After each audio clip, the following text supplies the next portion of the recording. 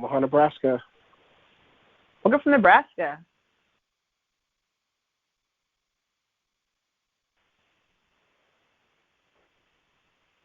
Hi, everyone. Welcome to Keep It Pro Training Call, brought to you by Networking Wisdom, featuring Romacio Fulcher. Thank you all for joining us today. This call is each and every Sunday at 4 p.m. Pacific Standard Time for over 5.5 years. The purpose of this call is learning skills of success in business, network marketing, and in life. My name is Monique, and I have the honor and privilege to introduce the creator and host of Keep It Pro Training Call, Romacio Fulcher. Romacio is a well-respected, sought-after leader, trainer, coach, mentor, and a very successful international entrepreneur. At a tender age of just 25 years young, he earned his first millions in mortgage and real estate. Shortly after, Romacio was introduced to the network marketing industry. Because he was an ideal student and learned from the best, he quickly rose to the top. In fact, he has been one of the top 50 MLM income earners in the entire world. He has over 750,000 people in his organization and has accomplished over $1 billion in sales. Romacio knows how to make money, and he knows how to make money fast. He enjoys having fun and sharing wisdom he's gained over the years. He has helped countless individuals make life-changing income globally. What we love most about Romacio is his love for God and mankind. He's a millionaire mentor, leader of leaders, and coach of coaches. Without further ado, ladies and gentlemen, I had the pleasure to introduce to some, present to others, our mentor and friend, the California Kid, and the Marketplace Minister, Mr. Romacio Fulcher. Romacio, have you joined us? Absolutely. I am here. Thank you so much, Momo. We love you. We appreciate you for doing all that you can to support this actual call for the last 5.5 years. Hey, guys, I'm back here to do another one just like the other one. Listen, we're not going to delay. We're going to jump straight in. If this is your first time joining us, we're glad you're here. We hope that you spread the word and share this with your friends. Guys, this is the place you want to be. It's absolutely free every single Sunday, 4 o'clock, same number, same time. And what we're doing, ladies and gentlemen, we teach two specific things. Number one, we teach you the specific skills that you need to get yourself to the very top of whatever business it is that you're promoting. Once again, I hope you heard that clearly. I said to get yourself to the top of whatever it is that you're promoting. The second thing that we teach is we teach life skills. One of the things that you will learn on your entrepreneurial journey is that as you grow as an individual, mentally, spiritually, physically, emotionally, skillfully, as you grow personally, everything else around you automatically reflects you. In other words, as you grow, everything else will also grow hand in hand, which is the reason why we teach specific skills and we teach life skills. Well, listen, you're joining into the final call of a series that we're ending today, and that series is called Hearing from God. Once again, if you're just joining us for the first time today, we're glad to have you, but you are participating on the final call of a series that we're ending today called Hearing from God. And today, guys, what I'm going to do is I'm just going to kind of slow it down a little bit and really just kind of re-echo some of the things that we've talked about through the first two calls. Because I really believe that this is, in my opinion, personally, I think there's not a better call that I've ever done in 5.5 years. And trust me, the calls that we've had with all the various speakers that we've had join the line has been absolutely, truly incredible. I mean, it's truly been life-changing. Whoever told you that sticks and stones may break my bones, but words will never hurt me is a bold-faced lie. Words are extremely powerful. I mean, some of you that are listening to this call, both domestically and internationally, sometimes the reason why we are not where we want to be in our life is because we are hanging on to a word that somebody said about us affect us. You know, likewise, you find some of us that are maybe going through a valley, or perhaps we're on a mountaintop right now, and our emotions are not rattled. And because we too are hanging on to a word that's sustaining us, okay? So don't ever fool yourself to believe that words aren't powerful. Once again, I'm saying that to make the point or drive home the point that I believe the last 2 weeks, with the conclusion of today, this is the absolute most important. It's the best call. It's the most valuable call. It's the most valuable message I've ever uttered in 5.5 years. So if you're just joining us for the first time, whoever you are, wherever you are, I can't encourage you enough to go back the last weeks and re-listen to those calls. Matter of fact, don't just listen to them. I'd like for you to study them. You see, when you're listening more intensely. You're listening with a purpose. If you're just trying to hear it just to hear it, yeah, you'll be affected by it. You will. But I think when you go with a focus, right, and you go with the mind, I want to study, what is he talking about? Some of you, when you hear these calls, it's like eating an enchilada. You're able to digest the whole enchilada in one setting. In other words, some of you are able to listen. You're able to pick up what I'm putting down. You're able to follow along keenly. And every point that I'm making, it's hitting you right between the eyes. In other words, you're getting it. You're understanding it. And at the same time, you're digesting it. But guess what? Some of you are listening to these calls, and maybe you're only getting a piece of what I'm saying, which is wonderful. Again, guys, I haven't read the whole Bible. Come on now. I have not read the whole Bible, but I know several people that have. I know some people that have read that Bible over 15, 20 times from cover to cover. Wow, right? So in other words, what's my point? My point is that each of us are at a different level. And the more you study a thing, the stronger you get at it. The more is revealed to you. I can't tell you how many scriptures, how many cliches, how many sayings, if you will, that I've heard throughout the years in passing, and I only understood a piece of it. But as I grew and as I matured, that very same scripture or statement or saying, it became more clearer to me what it really meant. And that's why I can't encourage you enough to go back over the last 2 weeks and study these last two calls. Study. You say, well, where do I find the calls? All you got to do is go to my Facebook page, RomacioFulcher.com, or you can go to my YouTube channel, Romacio Fulcher, whatever at YouTube. So, again, it's absolutely free. We don't charge you anything, guys. We don't want anything from you, except what we do want is we want you to subscribe to the philosophy that these calls are done under. And the philosophy that we want you to subscribe to is what we make happen for others, God will gladly make it happen for us. One more time. What we make happen for others, God will gladly make it happen for us. Let me ask you a question before we dive into our recap. Do you really believe that? Do you really, truly, I'm talking to you, whoever you are, wherever you are, if you're listening live, if you're listening to the replay, doesn't make a difference. I'm talking to you. Let me say it nice and slow. Do you truly believe in your core that regardless of where you're at in your life right now, whether times are going good for you or maybe you're in a valley and you're going through a struggle, wherever you're at, wherever's going on in your life. No, I did not ask you do you believe in being kind and nice to people. Listen to the question. I'm going to ask you the question very carefully and very specifically.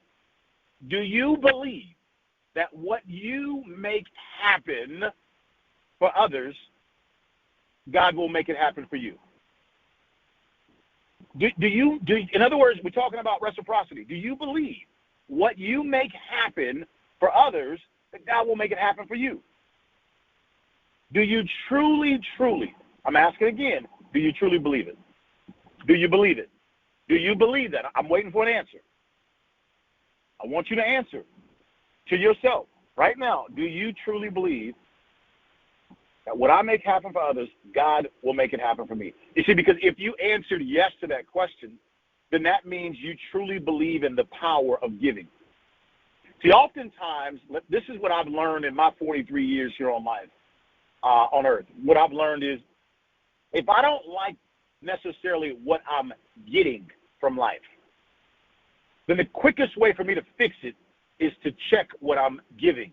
Now, I'm not looking for you to remember that and go, oh, that's a really good saying. That's really good. I'm not interested in how it sounds. I'm interested in you understanding it so that you can do it. Let me say it again. What I've learned in 43 years here on planet Earth, I've learned that if I don't like what I'm getting from life, if I'm in a funk, if I'm in a valley, and I'm just not liking what I'm getting, like in other words, have you ever said to yourself, "Wait a minute, I'm better than this. I expect more than this. You know, something's got to change," right? Have you ever said that? Have you ever felt like that? Well, most people, a lot of people, what they do is they become bitter, right? And they become negative. And that's not ever a good place to go. It's never a good place to go. I want you to write this down before we do our recap. The secret to having an abundant life is hidden in the law of servitude. The secret to having an abundant life is hidden in the law of servitude. Write that down. The law of servitude. The law of servitude. The law of servitude. In simple terms, we all are put here on earth to serve. Many people do not understand the value in serving your fellow man. They don't understand the value in serving. They don't understand that promotion is determined by service. Promotion is determined by service. Serving. And again, I'm going to save that for another call. But if I could give you a simple nugget that you can, a simple word that you can hang on to for the next 7 days. The secret to your promotion, it's hidden in the law of servitude. That's why I'm asking you, do you truly believe that what you make happen for others, God will make it happen for you? Now, I'm going to go a little further because I'm just excited about this point, and then we're going to dive into the recap. I promise you we're going to get to that recap, okay? The reason why this is the answer is because, see, God has a purpose for your life. He created you for a particular purpose and with a purpose in mind, right? So, in other words, what that really means is that you are an answer to somebody else's prayer. Because God works through people. You, my friend, are an answer to someone else's prayer. And so that's why it's so important that you really, really uncover what your purpose is, right? And it's so important that you really understand how you trying to move to the next level is really going to happen for you. It's going to come because your heart was in the right place. You see, if you're trying to cut corners and get something for nothing, it's going to be very hard for you to sustain abundance and sustain success. It's going to be very hard for you to sustain it. I didn't say you couldn't get some success. Yeah, you can. But it's going to be very hard for you to sustain it if you don't have the right principles or the right foundation in terms of what your success is built upon. So this is why if we can drive this into you, get this simple little point, that the secret to success is hidden inside the law of servitude. And so, again, some 5.5 years ago, it was placed in my spirit to come forward and serve the market through this free call that we've been doing. I wasn't told to be concerned about how many millions of people would listen to this call or how many few. I didn't come to the call I didn't say yes to doing this call so that I could be famous and have a whole bunch of followers. My only goal in doing this call was to be effective, and teaching people what has been taught to me. You see what I'm saying? It's all about service, right? It's all about service. I want to give you just a quick example, and then we're going to move on from this, and we're going to get into our recap. Today is Sunday. on I believe it was Monday, this past Monday that just passed. Last weekend I'd flown to Atlanta to be a guest speaker to a friend of mine, his company. And to be honest with you, I really did not want to get on a plane. I just didn't. I didn't want to fly commercial. I just didn't. With COVID still going on, and I just didn't want to fly. It's been 16 months since I've been on an airplane and flown anywhere. But this is a very, very dear friend of mine, and I made a promise to him that I would be there, that I would do it. And I had to, I really wanted to fly private, to be honest with you. And when I look at the bill and the cost of it, it was a little too rich for my blood for just me, myself, going to Atlanta just for the weekend, just to avoid flying commercial. So I went ahead and bit the bullet and said, all right, I'm going to go ahead and jump on this plane and flew commercial and did my thing. That's right. I showed up there in Atlanta, and I did a wonderful job pouring into that group of people and doing my thing. In other words, I was of good service. I served, right? It was absolutely free. I wasn't getting paid. I was doing this as a pure favor to a good friend. And that's what I did. And I came back home, and everything was good. And long story short, on the following Monday, I was spending some time with my spiritual advisor. Just spending some time with him, and we're riding in the car together. And long story short, my spiritual advisor, says, "Hey, listen, I've got a special gift for you." And I said, "A special gift for me?" I said, I'm good. I don't need anything. And my spiritual advisor says, "Listen, I know that you like cologne. And for those of you that don't know me, I am a cologne connoisseur. I mean, I'm talking about, listen, I could teach a whole hour course on perfume and cologne, from eau de toilette to eau de perfume. I am so educated in cologne and perfume. That's just one of my things. I love a good smells. And my spiritual advisor literally pulled me over. We were in the car together and said, "Hey, listen, I've got a gift for you. I want you to, here's a gift. I want you to take this gift, and I'm buying you 5 bottles of some of the most expensive cologne that I like." And I was truly, truly blown away by this just out of the blue gift from my spiritual advisor to myself, that he gifted me with basically 5 of the most expensive bottles of cologne. I'm talking about very expensive. Just to give you an idea, guys, there's over $5,000 that he spent on cologne for me. Cologne. I mean, some good smelling cologne. I'm telling you, it lasts all year. It's that good, right? Now, what is my point?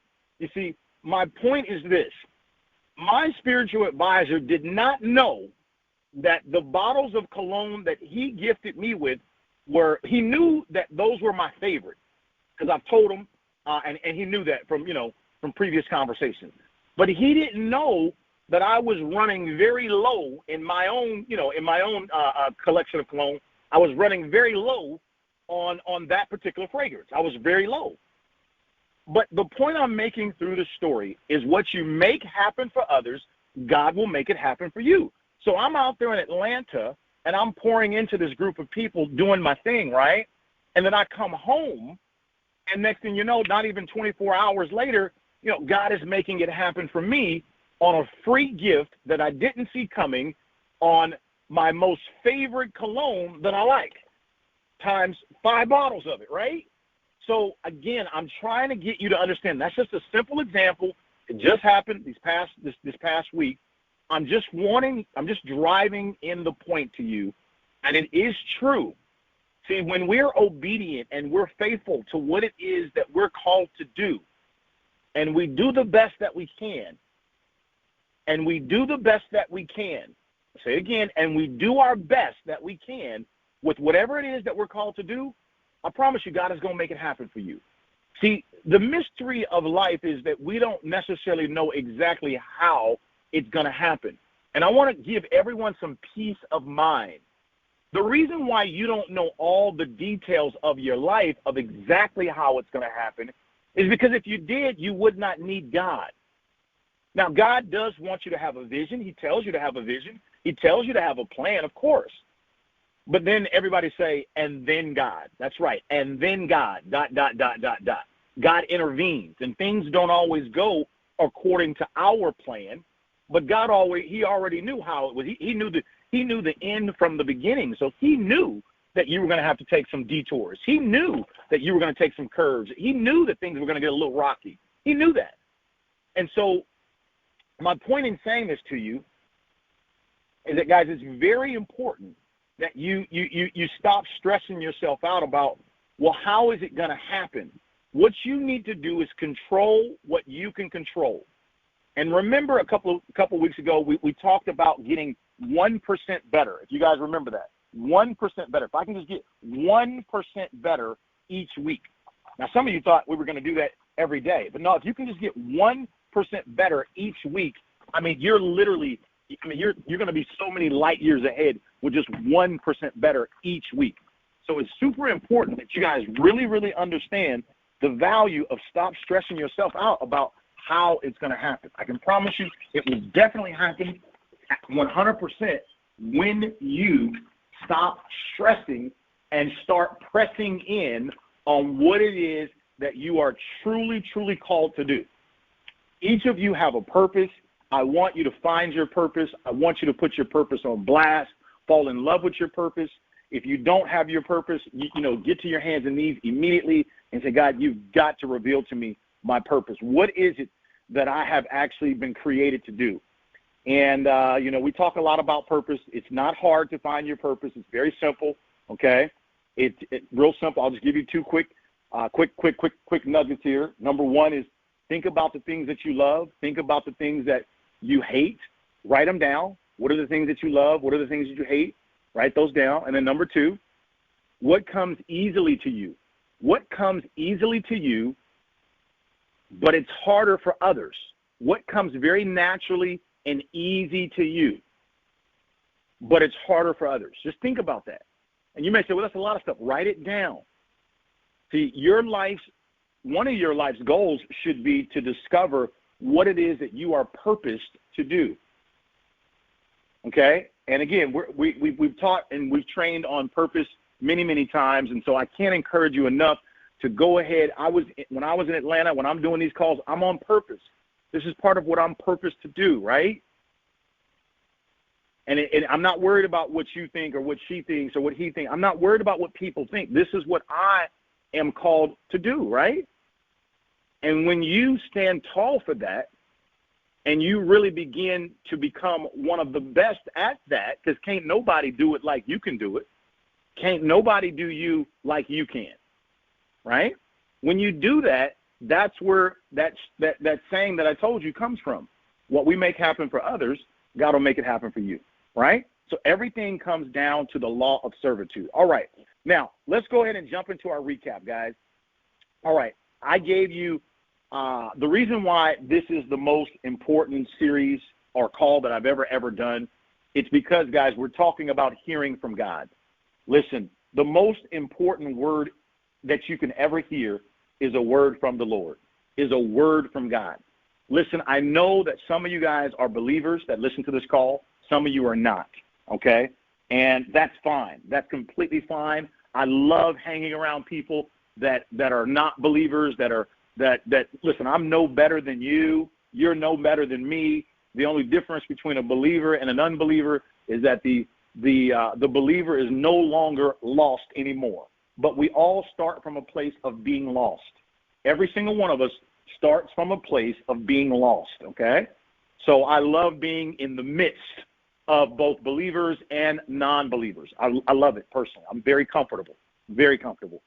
So I want you to understand that the most important word you can ever hear is a word from God, guys. It is. Listen, I'm 43 years young. I'm a very passionate individual. I'm very aggressive. When I want something, I'm all over it. I'm all into it. I was that kid that if you told me not to touch the stove, I can promise you 1,000 times I'm going to at least touch it a little bit just so I can see how hot it is. That's my personality. I've always been that way. I've always been that way. I'm going to at least try it just so I can see. Even if you told me to watch out, I just want to see. I want to see. I want to experience. Very curious, very inquisitive. That's Romacio. It's my personality. And so I'm telling you, I'm making that point to you because it's just, I'm trying to tell you, even though I'm 43, experientially, I've got a lot of experience in a lot of different things. Not everything, but a lot of different things. And I can tell you that bumping your head, and I've been an entrepreneur since I was 17, trying this, trying that, doing different things. I'm telling you, there's nothing better than when you can really, truly, truly discern the difference between your voice and God's voice. And when you do truly, truly, truly, truly, truly hear a word from God, and you're certain that that was God that spoke to you, it's the best word you could ever hear. I can tell you that God has nothing but good plans for your life. God is he's not a mean God. He wants nothing but the best for all of us. I genuinely mean that. And so there's going to be a lot of voices in your life that you're going to hear. There's going to be a lot of voices. But the number one voice that you should be striving to hear from is to hear from God, because God is the one who created you. He's the one that gave you that unction inside of you. He's the one that gave you that gift that you have. He's the one, whether you knew it or not, I'm educating you right now. It came from God. God is the one who created humans. He's the one who created man, okay? And so I wish I could just get in front of you and shake you if I could, so that I can get you to understand. It's not about religion, okay? We ain't talking about religion. We're talking about relationship, and the most important word you could ever hear is a word from God. And so here I am at 43, and, I've got some big plans, some big goals, and I'm sure you do too. And, I don't want to waste any more time. And that's why it's really important that you really, get in relationship and you hear from God on whatever it is that's important to you, whether it's your health, whether it's personal, whether it's family, whether it's business, philanthropy, whether your next job, whatever it is. Should I stay on that job? Should I go? Should I come? Should I stay? Whatever it is, it's super important. Whatever is important to you is important to God.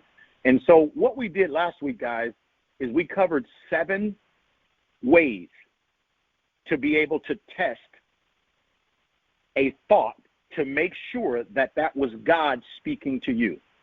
And again, if you want to know in Scripture where it tells us to test what we hear from each other, 1 John 4:1. It's 1 John 4:1. 1 John, write that down. 1 John 4:1. 1 John 4:1. It tells us clearly, don't believe everything we hear because someone says it. Don't believe everything we hear because someone says it's a message from God. It tells us to test it first to see if it really is. See, the truth of time stands forever. Again, so the Bible prompts us and it tells us to test. Now, see, most of you didn't even know that. Didn't know that we are supposed to test. In other words, if we hear something from ourselves or from someone else, we're supposed to test it to make sure, was that the devil talking to me? Was that me talking to myself? Or was that a word from God, right? Okay? And so last week we gave you 7 different ways to be able to test if this impression or this thought is coming from God. And we told you last week that when you're trying to test an impression or a thought, it has to pass all 7 ways. So you can't just say, it does pass 3 of the 7, but the other 4 it doesn't pass, so that must be God. No. Okay?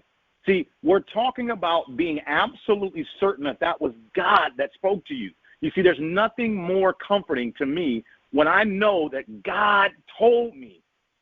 I know it may not make sense to you. But I know that was God. Because God's word does not lie. He's not man. See, we lie. God does not lie. His word will never come back void. It will always do what it was sent to do. Okay?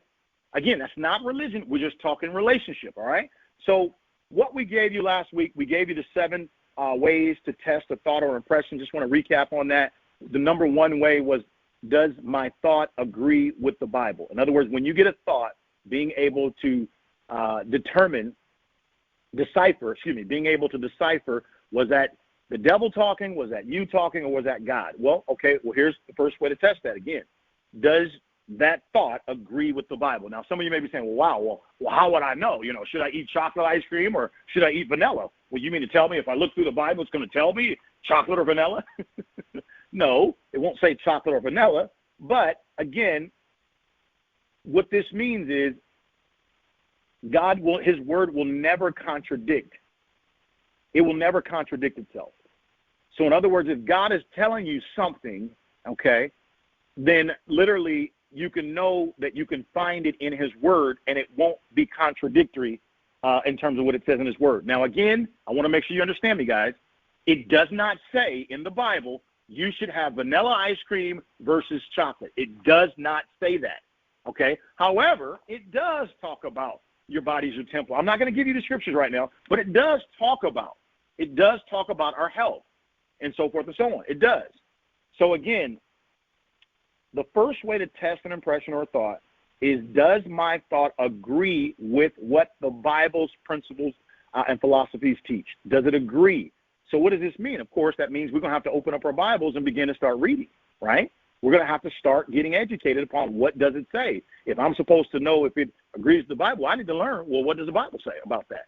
Now, you don't have to read the whole Bible to be able to find the answer to a decision or a thought that you're contemplating, was this God or not?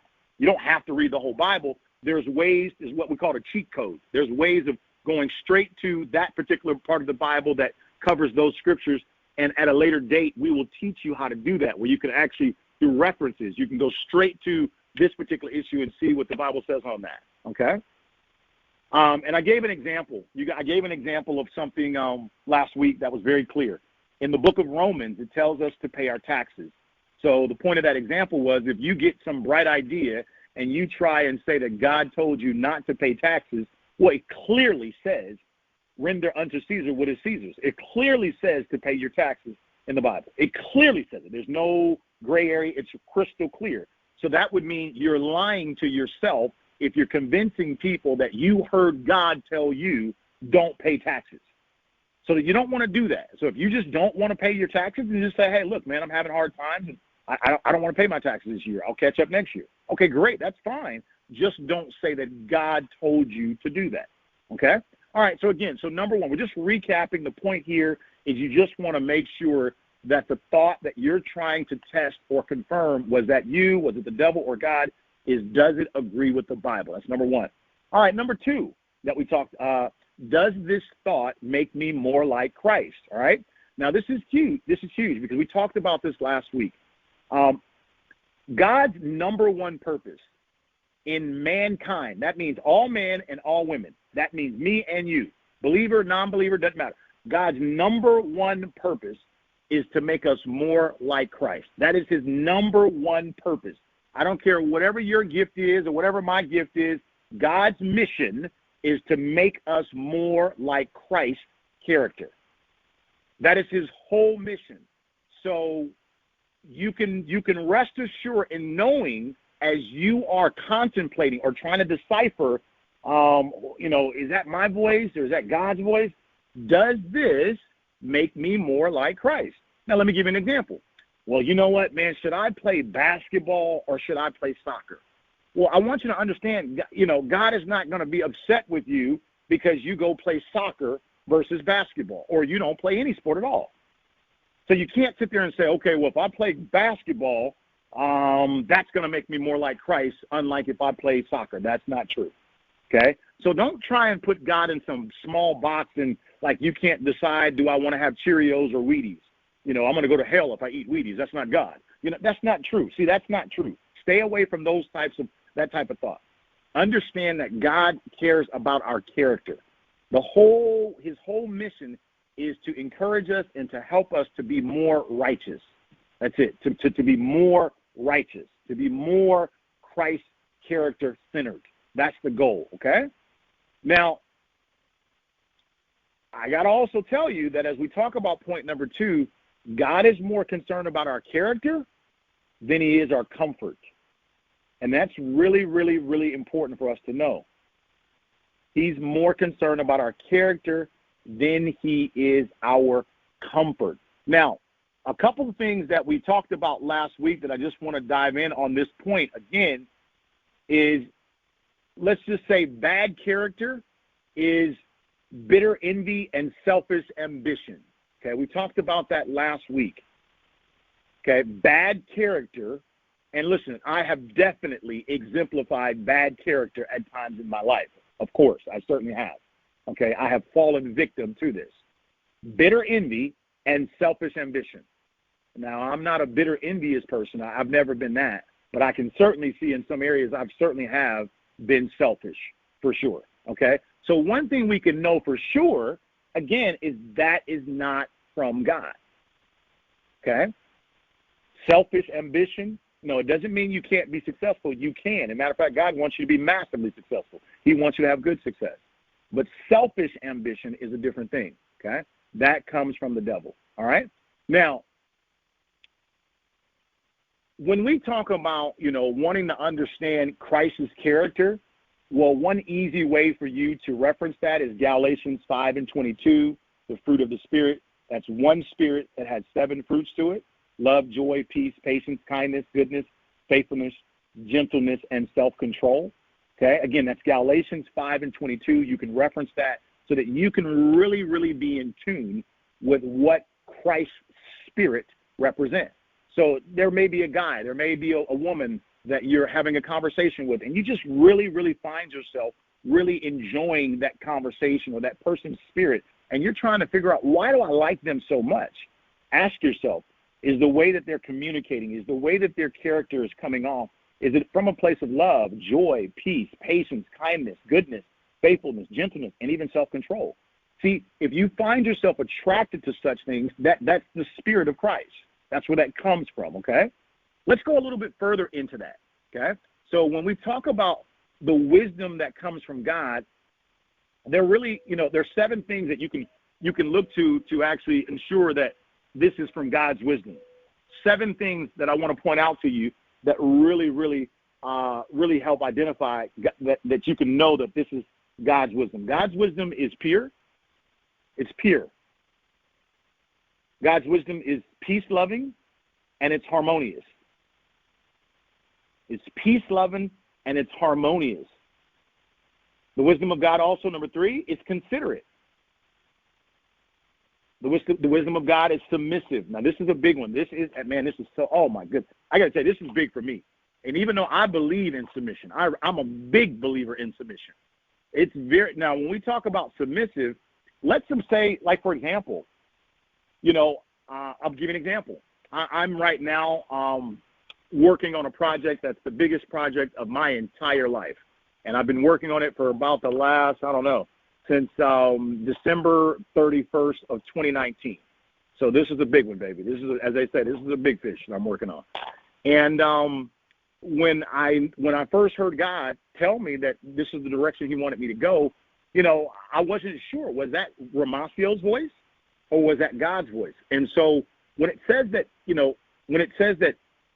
to be submissive, what I did is I went to both of my spiritual advisors and I submitted to them what the idea that I had heard God tell me, what the idea that I thought I heard God tell me. And so when we're talking about being submissive, that means you're taking a thought or an idea or whatever it is, and you're submitting it. You're submitting it before someone who is a strong believer and getting a confirmation from them. So in other words, when we say submissive, it means having your idea checked by someone else who's a strong believer. And that, for me, I just know that has been a tough one, but I've certainly gotten a whole lot better at that, and I'm glad I have. So number 5, in terms of the wisdom that comes from God. The wisdom that comes from God is full of mercy. I'll never forgive you. I can't stand you. I hate you. Blah, blah, blah, blah, blah, blah, blah, blah, blah, blah. Well, you definitely know that's definitely not a spirit of God, right? It's full of mercy. It's full of mercy.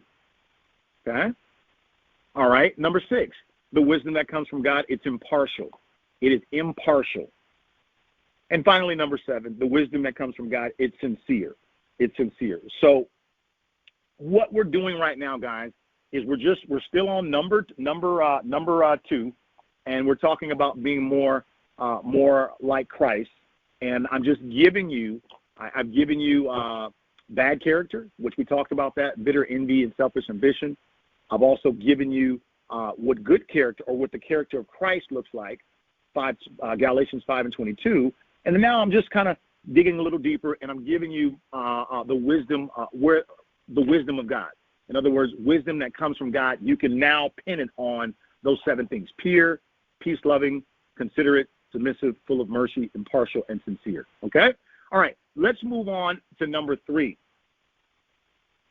Number 3, the third way to test a thought or impression to make sure it's coming from God. Number 3, does my church family confirm it? Now, this is a big one, because many people don't go to church, or they think that this is referring to you need to go inside of a building, whether it's a Muslim building, a Catholic building, a Buddhist building, a Pentecostal building, a Baptist building. No. That's not what it means. When he's talking about the church, he's not referring to a building. He's talking about making sure you are part of a small group of mature believers. Now, this is huge. Now, listen to what I said. This is important. Making sure that you are a part of a small group of mature believers, whether that's 2, 3, 4, whatever, small group of mature believers. God did not create us to be alone. He did not create us to go through this world by ourselves. Hello, is anybody listening to me? He did not create us to harbor all of our thoughts, ideas, and just shove it in our own mind and never share it with anyone. Now, notice what it says. It says mature believers. I want you to underline the word mature believers. So if you are a non-believer, what this means is 2 things for you. Number 1, you need to have some friends that are believers. Number 1, write that down. That's very important for you to discern.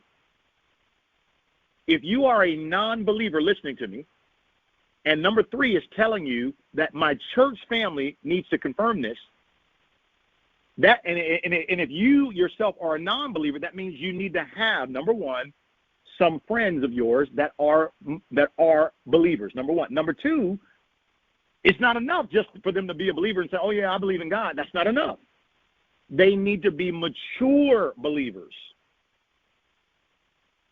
So again, number 3, does my church family confirm it? So remember, I just told you, December 31st of 2019, I thought I heard God tell me something in terms of, the direction of my life. And what did I do? I went and I submitted that idea to both of my spiritual advisors and a couple other people as well. We're talking about my church family. That is a small group of people that are mature believers, right? And I wanted to hear what they thought about this idea or thought that I had. The Bible says, if you want to write this down, in the book of Ephesians, 3rd chapter, 10th verse, Ephesians 3:10, it says, God's intent is that through the church, the manifold wisdom of God be made known. It says his intent is through the church. And who is the church?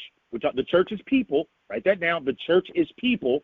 That the manifold wisdom, what are we talking about? The wisdom of God be made known. It says, in other words, God's wisdom is going to be made known through people.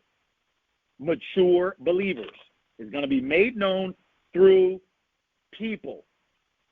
His wisdom is going to be made known through mature believers. Guys, I can't impress enough upon you how important that is, what I just said. That is so important, guys. I really, really hope that you get that, okay? All right? It's really important. All right. So now, as we are moving on to number 4, Number 4. Now,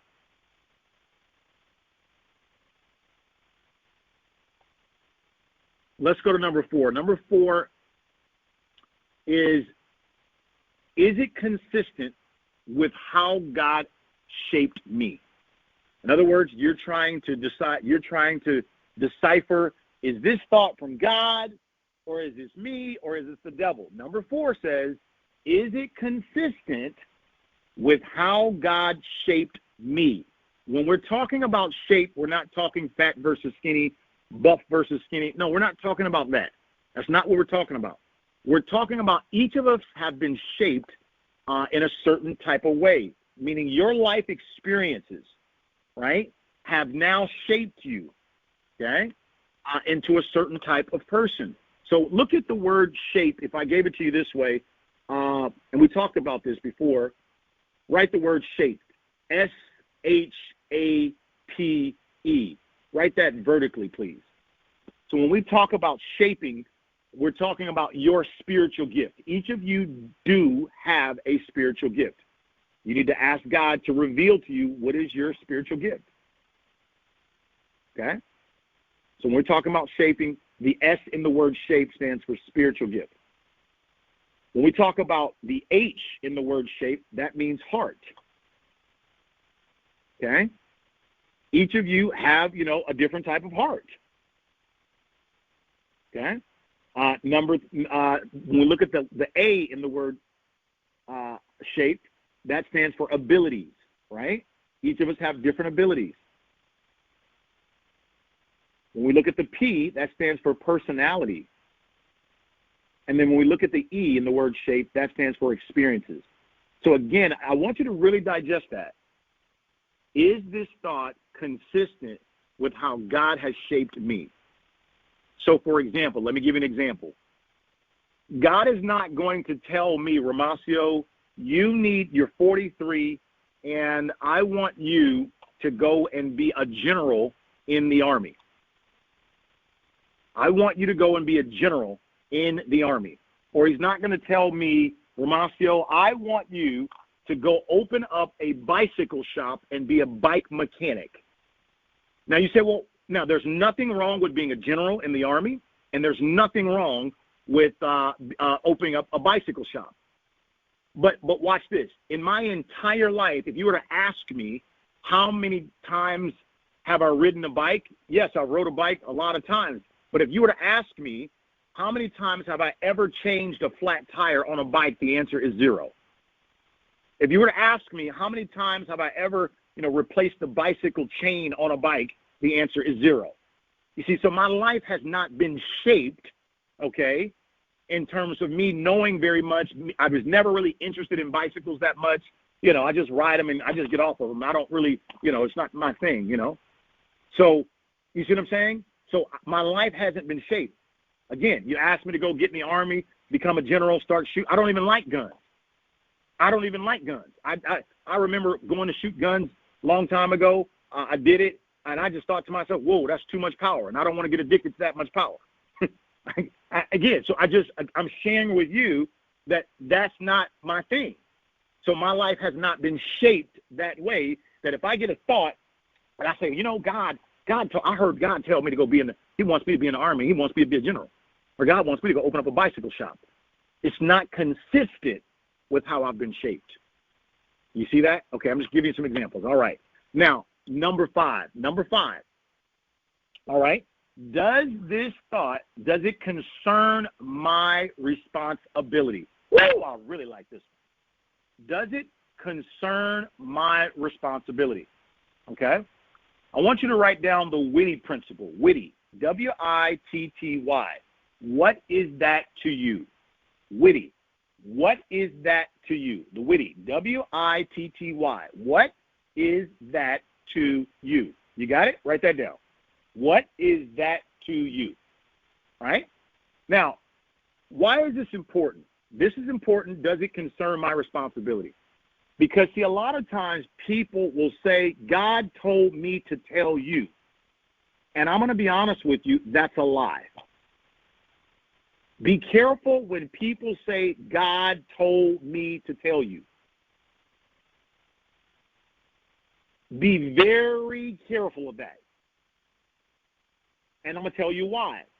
Because a lot of people love to condemn others, and we're going to talk about that in a minute. They love to condemn. And Satan is the accuser of the brethren. Satan is the one that loves to condemn. He loves to accuse. He loves to lie. So you don't want to judge other people. Work on you. Listen to God for what God is telling you. Stop trying to be everyone's guru. Everyone's, hey, man, I just want to tell you, God told me to tell you, stop. I know you think you mean well, but be careful of that. Because if God wants to get a message to somebody, God knows how to get a message to them. He can just talk straight to them. He knows how to get a message to that person. Okay? So we talked about this last week. The word or the phrase that has done more damage to people is the phrase of, God told me to tell you. That phrase has done so much damage to people. And so I want to caution you to be very, very careful against that. Be very, very careful against that. And I want to give you some help on how you can actually guard against that, so that, for example, that if you are feeling that God is talking to you and that he's giving you a message for someone else, and God does work through people. He does. But I want to really highlight these three guidelines if God is going to speak to you about someone else. We talked about this last week, and I just want to recover this slowly again this week. If God is going to talk to you about someone else, here are three guidelines that you should write down so that you can be sure that God really did speak to you and is telling you to go tell someone else what God told you. Number one, first guideline is to be patient and pray about it so that you can make sure that God has a chance to speak directly to them first. See, sometimes God will tell you what he intends to tell someone else so that when you pray for them, they will be receptive to receiving it when God tells them directly. Oh, that's big. That's really big. Let me say it again. Number one, first guideline is to be patient and pray. Give God a chance to speak to them first. All right? Also, when you pray that they will be receptive to receiving it so that when God tells them directly. Pray that, that God will give them, God will remove a stony heart and give them a heart of flesh so that they'll be receptive. See, if you have a stony heart, think of a stone. A stone is solid. It's closed. It's absolute. It's a stone, right? It's hard, right? But when you have a heart of flesh, flesh is soft, right? Flesh is pliable. So, again, ask God when you pray that they will be receptive to receiving it when God tells them directly. So that's guideline number one. Guideline number two. God will use you to confirm what he has already said to them. God will use you to confirm. So I'm going to let you know right now.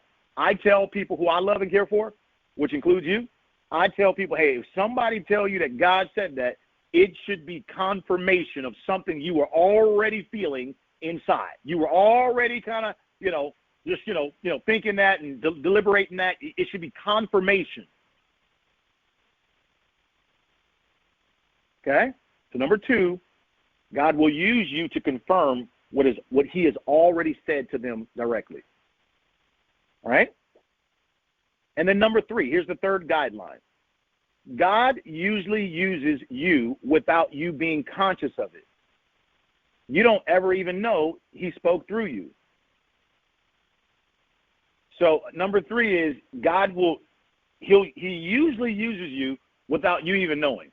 Give you an example. Here it is. You're thinking about marrying Bob, okay? And you've been really asking God to send you a sign, to speak to your heart. Should you be marrying Bob? And there you are with your girlfriend, and you guys are out at a birthday party for your good friend Samantha. You and your girlfriend are at a birthday party for y'all good friend Samantha. And, you guys are driving in the car, and you guys are just having a good time, and you get to the restaurant, and you guys are having dinner, and you guys are talking about work, and all of a sudden, your girlfriend says, hey, I've been really, just feeling that, I've been thinking that, I've been thinking that you and Bob would just be so awesome together as a couple, as husband and wife. I don't know. I've just been really feeling that way. I don't know. Just a thought came to my mind. I'm not telling you what to do, but just, you see, again, it just randomly happens, and you didn't even know that other person had already been deliberating, contemplating, praying, asking God, send me a sign, talk to me, and you just randomly, out of the blue, boom. See, again, God will usually use you without you even being conscious of it. That's huge. That's huge. Underline that. In other words, he'll use you and you didn't even know that you was being used. Okay? So these are 3 guidelines that I really want to stress to each of you. Guys, don't judge other people. Worry about yourself. You know what I mean? I got some other good news for you. All gossip is from the devil. All gossip is from the devil, period. So we have to learn together to eliminate the gossip. We're always wanting, and look, I fall victim to it too. Okay, we're always wanting to judge other people. Stop doing that. You can't judge other people. You don't know what they're dealing with. You don't know what their proclivities are. You don't know what their weaknesses, their strengths. You don't know what you don't know, so mind your own business. Mind your own business. Listen to God for yourself. Okay? One of the things I really enjoy about listening to pastors, particularly the ones that I love to listen to, is that they will be speaking a word. They don't even know my name. I'm watching them on YouTube, and they're talking about my situation.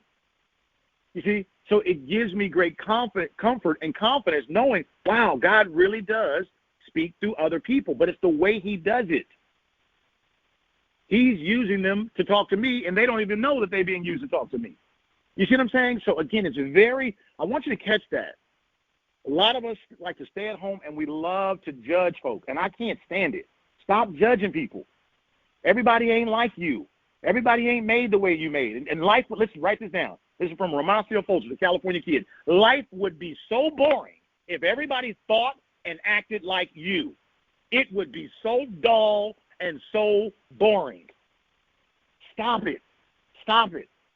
God is infinite. One of the things that I love about God, my mom taught me this analogy, and I just love it. I think it's one of the best analogies I've ever heard in my life. She said, listen, tomorrow, which is Monday, Johnny is getting married at 5 o'clock in Los Angeles, and everybody wants to be at Johnny's wedding. And there you are. You're going to take the train because you like to ride trains. I'm going to drive a Tesla because I just want to drive. So I want to drive to Los Angeles.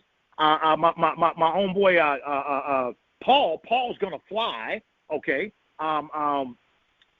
Barbara, she's going to take the Greyhound bus. Samantha, she's going to carpool with a bunch of friends. And my brother Rashawn is, believe it or not, going to pull up and he's going to drive a motorcycle. Okay? So what am I saying? The wedding is tomorrow at 5 o'clock in Los Angeles, but each of us took different routes. Hello? Each of us took different routes. Each of us took different routes to the same destination, and we will all be there on time at 5 o'clock tomorrow. So stop judging people. Stop. Just because they don't take your road does not mean they're lost. Once again, just because they don't take your road doesn't mean they're lost. Stop judging. Pray for people. Pray. Does that make sense? All right. All right, good. Let's go on to number 6. and we're going to be wrapping up here shortly. Number 6, the sixth way to test a thought or impression to make sure it's from God versus the devil or yourself. Number 6 is it convicting rather than condemning? Is this thought convicting rather than condemning? Did you know that there's a huge difference between conviction and condemnation? Conviction comes from God. He gives it to us. He gives it to us. He gives it to us, and he corrects us. God does. He does correct us. He does. He'll say, hey, man, this needs to change. I want you to work on this, I love the analogy, you were good, now you're better, now you're your best self. So I'm good, better, or best, right?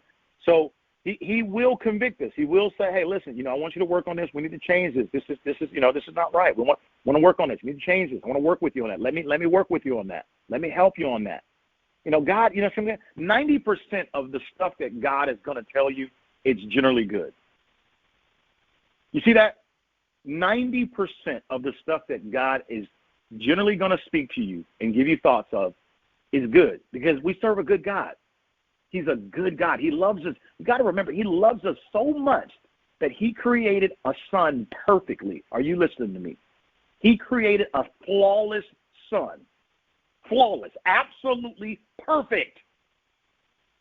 And that son had to die for you and I, because God knew that the only way that we as man could be back in right standing if someone who was perfect paid the price. And his son gave up his perfect life for all the sins and all the mistakes that you and I could ever make. So God is that lets you know how much he loves you. Just think about that. Process that next time you have your coffee, right? It lets you know how much he loves you, right? So 90% of the things that he's going to talk to you about, they're generally good. But there is a 10% where he does provide correction. But I love how he goes about providing that correction, right? Okay? All right. But condemnation, I want to talk to you about condemnation. It's something that literally it's very, very, very, it happens a lot. Satan is always, remember, Satan's a liar. He loves to criticize. He loves to make you feel shameful. He loves to make you feel guilty. And I want you to understand, that's not from God. That's not from God. The scripture tells us there is no condemnation to those of us that love Christ Jesus. There's no condemnation. So if you start condemning yourself, it's so funny, how condemnation works. You wake up in the morning already tired, and you start condemning yourself for something you didn't do. I mean, you just woke up. You just woke up, and there you are already. It's a new day, brand new day, and you are already condemning yourself for what you didn't do yesterday and last week and the week before that and last year. And there it is. And your mind listen, I'm letting you know firsthand, this happens to me. That is not from God. It's just not, people. It's not. That is the enemy. You got to understand, Satan, he wants you to be distracted from the purpose that God has given you. That's what he wants. So what Satan's going to use, he's going to attack your mind, and he's going to lie to you. He's going to try and steal from you, and he's going to try and get you. He comes to kill, steal, and destroy, and he's going to try and destroy you. And the first way that Satan really attacks you, it's always through your mind. And so I want to make you aware of what condemnation looks like and how it sounds. It's always trying to make you feel bad. Did you know that God gives us fresh mercy and fresh grace every single day? Did you know that we can be forgiven hundreds and hundreds and hundreds of times per day? I think it's like 600, either 400 or 600 per day. Everything. And let me tell you how God's forgiveness works. When God forgives you, he throws it into the sea of forgetfulness and never to be remembered again. You see why I like God so much? I like that. Because, see, as man, what do we like to do? We like to remind so-and-so, you know what, I forgave you, but you know what? And we like to bring it up. We like to bring up the past. We like to bring up the past of what we said we already forgave, and there we go, bringing it up again. because we as humans are flawed, okay? But that's not how God works. When God, first of all, God already knew you was going to make mistakes. That's why he had to have someone perfect pay the price for you. So when you ask for forgiveness, you've already been forgiven, and he throws it into the sea of forgetfulness so that you can try again. You see, the goal of this lifetime is not for you to be perfect. I'm never going to come before you at no time and tell you to try and be perfect. What I am going to do is I'm going to tell you all the time, the goal is to try and be better and better and better and better and better. You want to strive to be as Christ-like as you possibly can, okay? You want to strive. So you're never done. You're always striving. Even when you're 60, 70, 80, 90, you're still striving. As the Bible says, you're pressing towards the mark, right? You're trying to get better. So please hear what I'm saying through the right. Hear it through the right lens on what it is that I'm saying to you. All right? So condemnation. We're still on condemnation. Again, condemnation, it's a dark cloud of guilt. It's a very dark cloud of guilt. And I want you to be aware of it so that way you know when you start condemning yourself or someone starts condemning you, you're quick to say, wait a minute, this is definitely not a thought from God, because now I'm condemning. I'm not convicting, I'm now condemning. Okay? And condemnation is definitely Satan's trick. He's a trickster. Okay? All right? So now let's move on to number 7. Okay? Number 7. And this is the final way to test an impression or a thought to be sure that it's coming from God. Okay? Number 7. Do I sense God's peace about it? Do I sense God's peace about this particular thought? If you feel pressured, if you feel overwhelmed, if you feel confused, you can be quite sure that is not God. If you feel pressured, if you feel overwhelmed, if you feel confused, it's not God. You say, well, how do you know that? 1 Corinthians 14 and 13, it tells us, again, 1 Corinthians 14 and 13, 14th chapter, 13th verse, it tells us God is not the author of confusion. God is not the author of confusion. So if you don't sense God's peace about it, you can pretty much rest assured that's definitely not from God, that thought. Because God is not about, hey, if you don't do it right now, you're going to lose it. If you don't get it right now, if you don't marry me today, you're never going to find a woman like me. If you don't get me today, you can't have it. Oh, if you don't buy the car right now, I'm telling you, this car is going fast. This is the best car of your life. It's got all the bells and whistles that you're going to love. You've been praying it. This is your answer, and you better do it now. If you don't do it, you'll never have another chance. That's not God. I'm just telling you, that's not. So if you're trying to, man, Mom, I got to get this car. I'm telling you, God told me I got to get it right now, because if I don't get it right now, I'll never have another chance. I got to go. That's not how God works. Now, I'm not saying God does not tell you to be haste. He doesn't tell you to move swiftly. He does. But it's a difference in being pressured and overwhelmed, right? Right? Okay? That's not God, okay? So again, do you sense God's peace about it? Okay? And that's a big deal, guys. That's a really, really big deal. And when we talk about God's peace, I want you to understand what we mean, what the Bible means when it's talking about God's peace. We live in a broken world. There's always going to be crime. There's always going to be hunger. There's always going to be sadness. There's always going to be drama. Always, okay? We live in a broken world.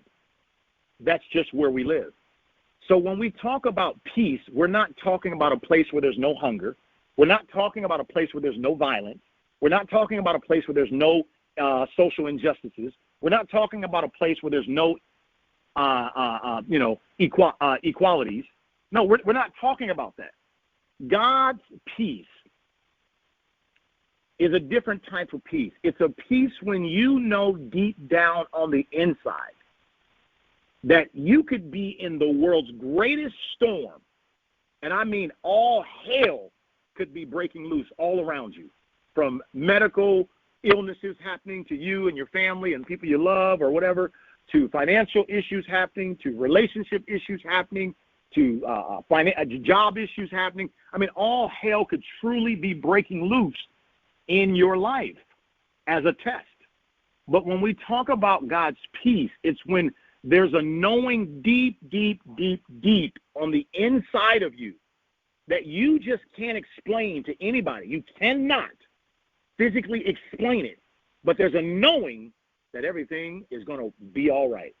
And I'm not telling you that as a grandpa, hey, baby, everything's going to be all right. No. I'm talking about there's no greater knowing that when you know that the God that you serve is so big and you are trying your best to be righteous, to do as best you can in this dirty world, right?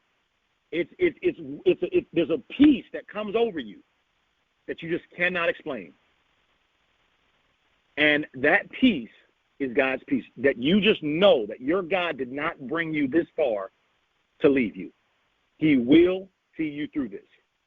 Okay? Didn't say it was going to be easy, but he will see you through it. And there'll be a peace. Always remember, God responds to your faith. I would love to say that God responds to need. And if that's the case, well, why we have so much need of hunger? Look at all the violence that's going on. Look at all the issues we got in our world. God responds to faith. He responds to faith. So having the peace, having God's peace, his peace surpasses all understanding. That's what the scripture tells us, okay? And so, long story short, as we wrap it up, guys, listen to the wise advice. Follow it closely. It will do you good. And pass it along and teach others. One more time, as we wrap all this up, listen to the wise advice that we're giving here today. Follow it closely because it will do you good. And pass it along. There you go again. We're talking about serve. Pass it along to other people. Okay? Listen, this, ladies and gentlemen, I don't have it all figured out. The reason why we did this series is because the greatest voice we can ever hear is the voice of God. And it's not enough for you to say, hey, I know the California kid. I actually like that guy. There's two things that I want for each and every single person that will ever hear the sound of my voice. There's two things. Number one, I want you to find out, and I want you to know the difference of your voice, the devil's voice, and God's voice. I want you to have complete certainty that God does speak to you. That's what I want for you. You hear me? Are you listening? Hello? Write that down. Write that down. Put the date, put the time. I'm giving you my two wishes. I only want two things from you. That's it. Number one, I want you to learn, as I'm learning right now, to know the difference between my voice, God, the devil's voice, and God's voice. I want you to learn the difference. I want you to know just like you know the difference of your wife or your spouse or your mom, your dad, you know their voice. I want you to know God's voice. That is why we're doing this series. Okay? Let me tell you why. Because you're going to need it. You're going to need it. You're not going to get out of this life perfect. You're not going to get out of this life without trials and tribulation. You're not going to get out of this life without unfair things being done to you. I don't care how high, I don't care how far in the woods you try and live. You don't want to be around people, blah, blah, blah, blah. You're not going to get out of this life without bad things happening to you. It's called trials and tribulations. It's going to happen. And your emotions and your own voice will deceive you. That's why it's very important to know God's voice. What does God say? What is God saying to you? Have you heard from the Lord on that? Have you prayed about that? Has he spoken to you? Has he given you a word on that? Whatever it is. So number one thing I want you to know is I want each of us to know how to recognize God's voice. That is my prayer for all the millions and billions of people that will hear the sound of my voice. Number one. The second thing that I wish for every single one of you, my biggest wish is that every single one listening Every single person listening across the world will pay your tithes. You don't pay it to me. I'm not a pastor, so don't send me no money. No. But, you pay your tithes. You say, well, why, California kid, why do you care about me paying my tithes? Because I want God to continue blessing you. And you have to understand the rules of the kingdom. See, I used to be ignorant too. What does ignorant mean? It means you don't know. You don't know what you think you know. You don't know. And when you pay your tithes, man, it's a beautiful thing what God does for you. I want you to be blessed. I want you to be blessed in your health, in your relationship, in your finances. That's my number 2 mission. Second thing I want for everybody to pay their tithes. I want you to be so blessed, man, that you get to be a blessing to other people. I want you to be that. I like to be surrounded by rich and wealthy people that have rich health, rich people that have rich emotional health, rich people that literally are wealthy financially. That's right. I like to be surrounded by rich and wealthy people. I'm talking about rich and wealthy with love, rich and wealthy with kindness, rich and wealthy with strength, rich and wealthy in resourcefulness. I love to be surrounded, do you hear me, by rich and wealthy people. So these 2 things that I'm telling you that my greatest wish for you, write it down right now, put the time on it.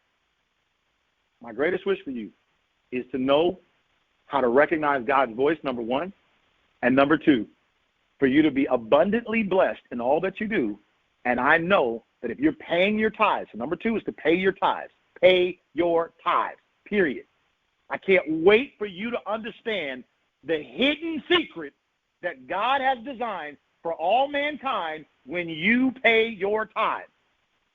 And I pray that you're getting, if you're not doing it, I pray that you're moving closer and closer and closer to doing it, because I'm telling you, I know it's going to do you good.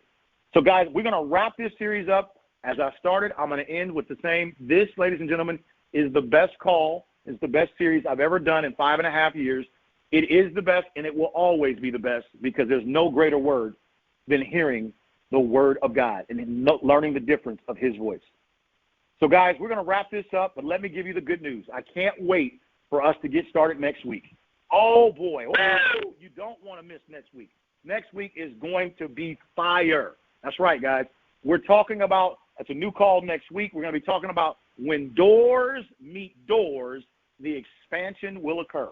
When doors meet doors, the expansion will occur. Hey, I love you guys dearly. I'm the California Kid. Of course, we'll post this call to YouTube and the Facebook immediately. But, guys, always remember, in all that you do, there's nobody in the entire world any greater than you. I love you guys, and I'll see you next week. Goodbye, everybody.